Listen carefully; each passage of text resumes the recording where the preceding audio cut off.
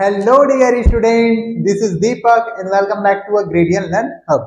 तो इस वीडियो में हम लोग देखेंगे आपकी छत्तीसगढ़ बोर्ड की कक्षा 10वीं का गणित का अध्याय नंबर 1 बहुपद का प्रश्नावली नंबर चौथा कंप्लीटली देखेंगे। तो चलिए वीडियो स्टार्ट करते हैं। तो हमारे प्रश्नावली चौथा में आपका प्रश्न नंबर पहला क्या है? नीचे रूप में कुछ द्विघातीय बहुपदों के शून्यक दिए गए हैं, तब बहुपदों के गुणनखंडन कीजिए। मतलब सिंपल से क्या है, आपको शून्य दिया गया है तो आपको जो भी बहुपद रहेगा उसका गुणनखंड क्या होगा ये हम आपको बताना है। तो चलिए देख लेते हैं इसका सोल्यूशन। तो सबसे पहले दिया है, क्या दिया है उसको शून्य को लिख लेते हैं। शून्य शून्य इज इक्वल टू क्या दिया है हमें? 3 और 4 दिया है। तब इसको हम लोग x से जब ये क्या होता है, हमारा x का मान होता है, मतलब हम लोग क्या लिख सकते हैं, x इज इक्वल टू 3 लिख सकते हैं तथा x इज इक्वल टू क्या लिख सकते हैं, तथा x इज इक्वल टू क्या लिख सकते हैं, हम लोग 4 लिख सकते हैं। अब क्या करेंगे, इस 3 को इस तरफ पक्षांतर कर देते हैं। पक्षांतर करेंगे तो क्या हो जाएगा, x minus 3 is equal to 0। इस तरफ क्या था, हमारा 3 धनात्मक में था, दूसरे तरफ पक्षांतर किए तो ये क्या हो गया, ऋणात्मक में हो गया। सेम यहाँ पर भी देख लेते हैं, 4 इस तरफ क्या है, धनात्मक में है, जब इस तरफ पक्षांतर करेंगे तो ये क्या हो जाएगा, ऋणात्मक में हो जाएगा। तो ये हो जाएगा -4 इज इक्वल टू 0 पे हो जाएगा। तो यही क्या होता है, हमारा गुणनखंड होता है। तो गुणनखंड क्या हुआ कि x माइनस 3 हुआ और एक क्या हो गया हमारे पास, x माइनस 4 हुआ। तो हम लोग क्या लिख सकते हैं, अतः गुणनखंड x माइनस 3 और क्या होगा, x माइनस 4 होगा। तो यही फाइनली क्या हो जाएगा, इस प्रश्न का उत्तर हो जाएगा। फिर से देख लेते प्रश्न नंबर दूसरा। तो प्रश्न नंबर दूसरा में शून्य क्या दिया हमें,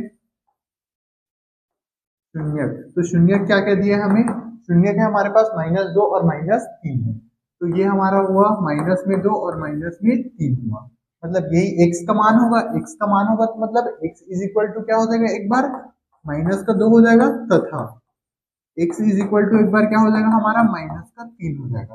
अब इसको क्या कर लेते हैं, पक्षांतर कर लेते हैं। इस तरफ क्या है आपका, ऋणात्मक में 2 है, दूसरी तरफ जब पक्षांतर करेंगे तो ये क्या हो जाएगा, धनात्मक में 2 हो जाएगा, मतलब x धन 2 इज इक्वल टू 0 हो जाएगा। और सेम यहाँ पर भी क्या है, 3 क्या है, ऋणात्मक में है, दूसरी तरफ जब पक्षांतर होगा तो ये भी किस में हो जाएगा, धनात्मक में हो जाएगा। तो x धन 3 इज इक्वल टू 0 हो जाएगा। तो यही सेम क्या हो जाएगा, आपका गुणनखंड हो जाएगा। इसको ब्रैकेट में लिख लेते हैं, x धन 2 और x धन 3, यही क्या हो जाएगा, इस मतलब जो भी शून्यक है उसका गुणनखंड हो जाएगा। तो हम लोग क्या लिख सकते हैं, अतः गुणनखंड, गुणनखंड क्या होगा, x धन 2, x धन 2 और x धन 3, x धन 3 होंगे। तो यही सिंपल सा क्या हो जाएगा, सिंपल सा इस जो भी शून्यक था उसका गुणनखंड होगा। उसके बाद नेक्स्ट प्रश्न देख लेते हैं, प्रश्न नंबर तीसरा।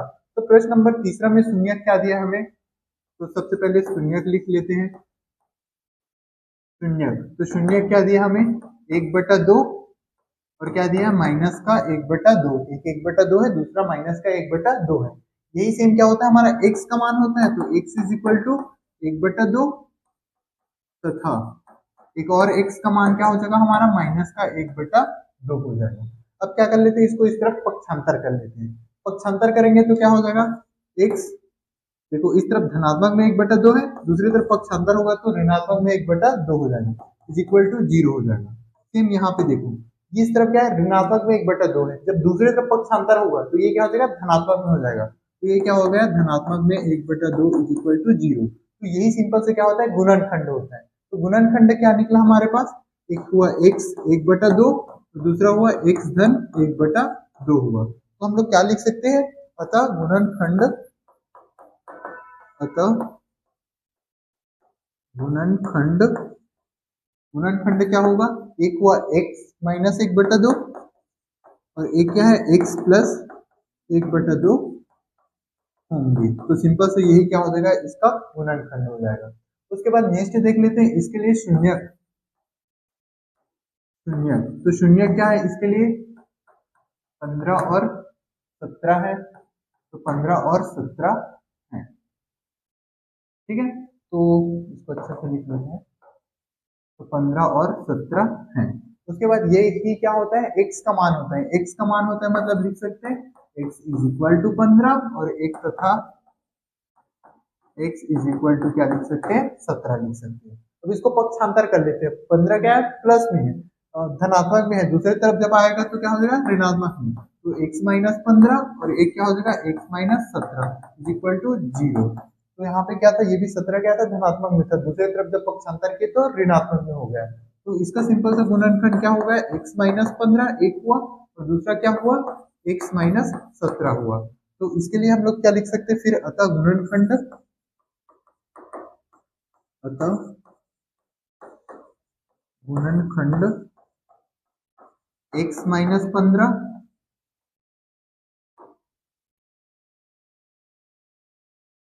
x माइनस 15 और क्या हो जाएगा x माइनस 17 होंगे। ये सिंपल से क्या था आपका सॉल्यूशन था। अब क्वेश्चन नंबर फर्स्ट का लास्ट क्वेश्चन देख लेते हैं। तो इसके लिए जो शून्यक है, तो इसके लिए शून्यक क्या है हमारे पास, शून्यक, शून्यक इज इक्वल टू इसके लिए दिया है -18 और 12 दिया है। तो ठीक है, तो ये ही सेम क्या है आपका x का मान है, x का मान है मतलब बोल सकते हैं x इज इक्वल टू -18 और x इज इक्वल टू क्या हो जाएगा हमारे पास 12 हो जाएगा। तो इसको क्या करेंगे पक्षांतर करेंगे, तो माइनस का 18 है, दूसरी तरफ पक्षांतर किए तो क्या होगा प्लस का 18 इज इक्वल टू 0। सेम यहाँ पे क्या है 12 धनात्मक में है, दूसरी तरफ जब पक्षांतर होगा तो क्या हो जाएगा x माइनस 12 ऋणात्मक का 12 हो जाएगा इज इक्वल टू 0। अब यही सिंपल से क्या होता है गुणनखंडन होता है, x प्लस 18 एक गुणनखंड हुआ, दूसरा क्या हुआ x माइनस 12 दूसरा गुणनखंड हुआ। तो सिंपल से लास्ट में फिर जो लिखते हैं क्या होगा, अतः गुणनखंड, अतः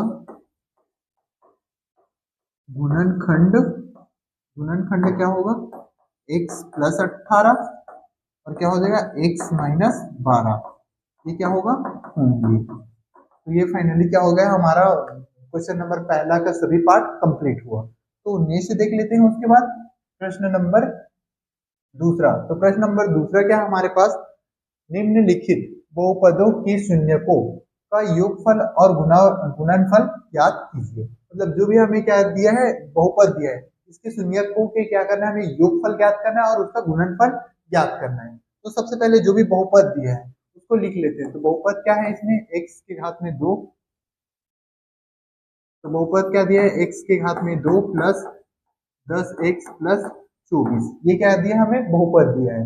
उसके बाद इसको क्या कर लेते हैं, हमारे बहुपद के एक स्टैंडर्ड फॉर्म होता है उससे क्या कर लेते हैं तुलना कर लेते हैं। मतलब जो भी हमारा बहुपद होगा वो ax के घात में 2 प्लस bx प्लस c, इसी के फॉर्म में क्या रहेगा, जो भी हमारा बहुपद है वो रहेगा। ठीक है, तो इसमें क्या कर लेते हैं तुलना कर लेते हैं। तुलना करने पर, तुलना करने पर क्या मिलेगा हमें, देखो यहाँ पे एक्स स्क्वायर यहाँ पर है, एक्स स्क्वायर इसमें भी है, लेकिन इसके सामने में कुछ भी नहीं है। इसके सामने में जहां पर कुछ नहीं होता वहां पे हम लोग क्या जानते हैं 1 हिडन होता है। मतलब देखो एक्स स्क्वायर यहाँ पर है, एक्स स्क्वायर यहाँ पर भी है। अब ए की जगह में क्या है, ए की जगह में यहाँ पे क्या है 1 है, मतलब ए का मान क्या है हमारे पास 1 है। उसके बाद सेम यहाँ पर देखो बी एक्स है तो एक्स इसमें है, एक्स इसमें भी है, तो बी की जगह में क्या है, बी की जगह में हमारा क्या है 10 है। तो b का मान क्या आया हमारे पास, b का मान आया 10 आया। उसके बाद c का मान, c का मान क्या है, c ये है, c इसमें इसमें कांस्टेंट वाला टर्म है, मतलब कोई भी x नहीं है, मतलब c का मान कितना है हमारे पास 24 है, तो c का मान आया 24 आया। उसके बाद हम लोग क्या होता है फॉर्मूला क्या होता है शून्यकों का, शून्यकों का योगफल, शून्यकों का योगफल का फॉर्मूला क्या होता है हमारा -b अपॉन a होता है। तो ऋणात्मक में b अपॉन a होता है, तो ऋणात्मक का ऋणात्मक b का मान क्या हमारे पास 10 है, तो b का मान हो गया 10। a है, a का मान कितना हमारे पास 1 है, तो a का मान क्या हो गया हमारा 1 हो गया, तो -10/1 हो गया। अब देखो नीचे में 1 है तो नीचे में 1 को लिखने की जरूरत नहीं होता, मतलब शून्यकों का योग क्या आया हमारे पास -10 आया। उसके बाद नेक्स्ट देख लेते हैं शून्यकों का गुणनफल, शून्यकों का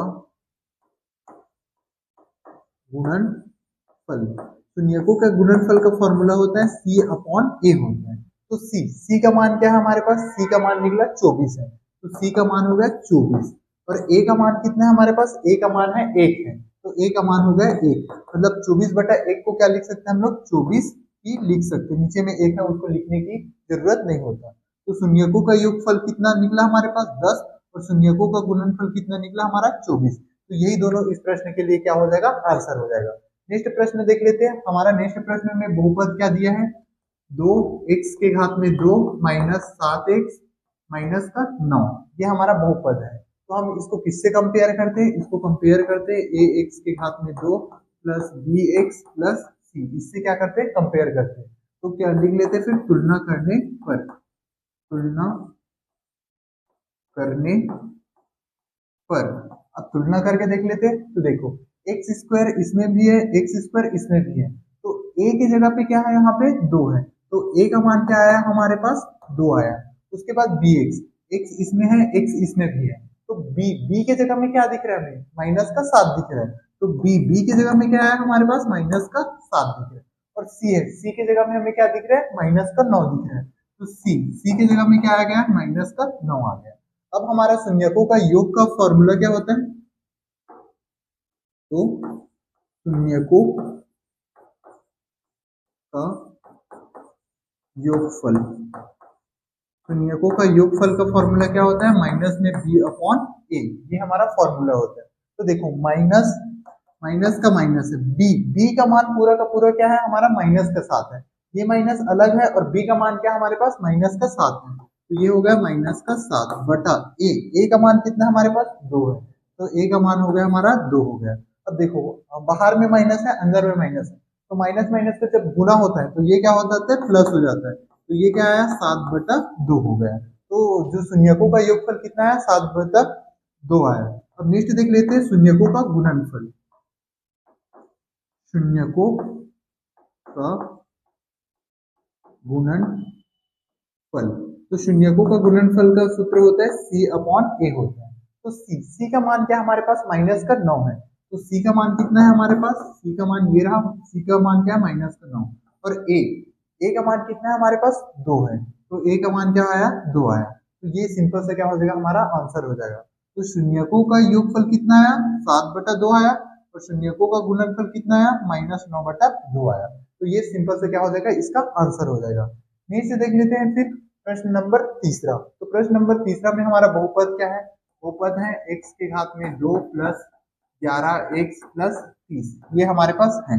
उसके बाद नेक्स्ट इसको क्या करेंगे, कंपेयर करेंगे, ax plus bx plus c, तो इससे क्या लिख देंगे, तुलना करने पर, तुलना करने पर। अब तुलना करने पर क्या हो जाएगा हमारा, सिंपल से देखो इसके फ्रंट में कुछ नहीं है, मतलब क्या है, 1 है, तो सिंपल से क्या है, x² इसमें भी है, x² इसमें भी है, तो a की जगह पे क्या है, a की जगह पे क्या है हमारा 1 है, तो a की जगह में क्या है हमारा 1 है। अब देखो b में x इसमें भी है, x इसमें भी है, तो b की जगह में क्या है हमारा 11 है, तो b की जगह में क्या आ गया, 11 आ गया। अब c की जगह में क्या दिख रहा है हमें, सिंपल सा 30 दिख रहा है, तो c का वैल्यू हो गया 30 हो गया। उसके बाद नेक्स्ट हमारा फॉर्मूला क्या होता है, शून्यकों का योगफल, शून्यकों का योगफल, शून्यकों का योगफल इज इक्वल टू क्या होता है, माइनस में b/a होता है। तो b का मान क्या है हमारे पास 11, तो b का मान हो गया माइनस का 11/a, a का मान कितना है हमारे पास 1 है, तो a का मान आया 1, मतलब शून्यकों का योगफल कितना आया 11/1 को क्या लिख सकते हैं हम लोग 11, नीचे में 1 रहता है उसको लिखने की जरूरत नहीं होता। उसके बाद नेक्स्ट होता है शून्यकों का गुणनफल, तो शून्यकों का गुणनफल, शून्यकों का गुणनफल क्या होता है हमारा c/a होता है। तो c हमारा क्या है 30 है, a क्या हमारा 1 है, तो ये हो जाएगा 30/1, और 1 में नीचे में रहता है उसको लिखने की जरूरत नहीं होता, मतलब शून्यकों का गुणनफल कितना आया 30 आया। तो शून्यकों का योगफल आया 11, शून्यकों का गुणनफल आया 30, तो फाइनली यही दोनों क्या हो जाएगा, इसका आंसर हो जाएगा। नेक्स्ट देख लेते हैं प्रश्न नंबर चौथा। तो प्रश्न नंबर चौथा में क्या है हमारा जो बहुपद है, बहुपद क्या है, -5x⁻2 प्लस 3x प्लस 4, ये क्या है हमारा बहुपद है। अब इस बहुपद में क्या देख लेते हैं, इसको कंपेयर कर लेते हैं, किससे कंपेयर करेंगे, ax⁻2 बी एक्स प्लस सी, इससे क्या कर लेंगे, कंपेयर कर लेंगे। कंपेयर तो इसको लिख लेते हैं तुलना करने पर, तुलना करने पर। अब तुलना करेंगे तो इससे क्या आ जाएगा, देखो एक्स स्क्वायर इसमें भी है, एक्स स्क्वायर इसमें भी है, तो इसमें क्या है, ए की जगह पे क्या है माइनस का 5, तो ए की जगह में क्या है हमारे पास माइनस का 5। अब देखो बी एक्स, एक्स यहाँ पर भी है, एक्स यहाँ पर भी है, तो बी की जगह में क्या है यहाँ पे 3 है, तो बी की जगह में क्या आ गया हमारा 3 आ गया। अब सी की जगह में तो दिख ही रहा है हमें क्या है हमारा 4 है, तो सी की जगह में आ गया 4। अब नेक्स्ट हमारा फॉर्मूला क्या होता है, शून्यकों का योगफल, शून्यकों का योगफल, शून्यकों का योगफल क्या होता है माइनस बी बटा ए होता है।